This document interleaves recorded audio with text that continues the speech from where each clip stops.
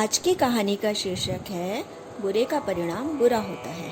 एक महिला की बहुत ही पुरानी आदत थी कि वह भोजन बनाते समय एक रोटी ज्यादा बनाकर खिड़की में अलग रख दिया करती थी ताकि भिखारी आकर वहां से रोटी ले ले।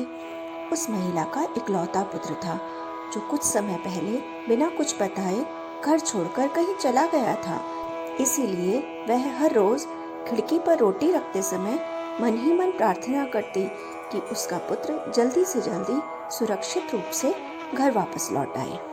प्रतिदिन एक भिखारी आता और वह उस रोटी को ले जाते वक्त कहता, आप बुरा करते हैं तो ही आपके साथ भी बुरा होता है। उसके इस कथन को सुनकर वह महिला बहुत क्रोधित हो जाती थी क्योंकि उसे इसका गूढ़ अर्थ समझ में नहीं आता था। इसीलिए वह उस भिखारी को पसंद नहीं करती थी और उस भिखारी से छुटकारा पाने के लिए उसने एक योजना बनाई, जिसके अनुसार एक दिन उसने रोटी में जहर मिला दिया और उस रोटी को रोज की तरह रसोई की खिड़की पर रखने के लिए जा रही थी। तभी उसके हाथ कांपने लगे और उसका मन भी ये काम करने के लिए गवाही नहीं दे रहा था। इसलिए उसने उस रोटी को आग में फेंक दिया ताकि कोई उसे ना खा सके और वापस से रोज की तरह अच्छी रोटी उस खिड़की पर रख दी।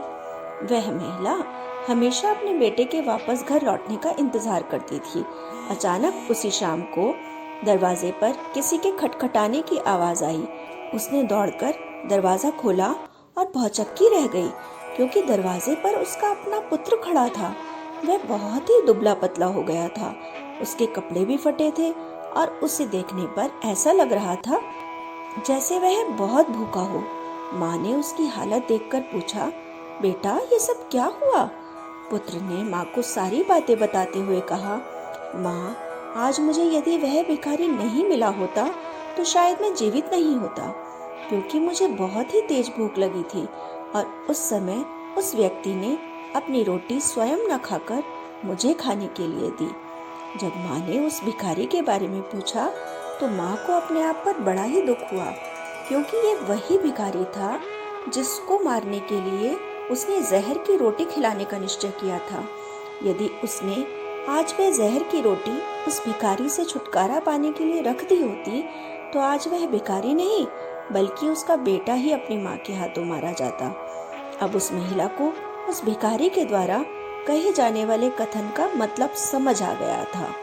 तो दोस्तों, ये थी आज की कहानी। अगर आपको ये वीडियो अच्छी लगी हो तो इसे लाइक करें, शेयर करें और मेरे चैनल मनमोहक कहानियाँ को सब्सक्राइब करना ना भूलें। तो मिलती हूँ फिर एक नई कहानी के साथ।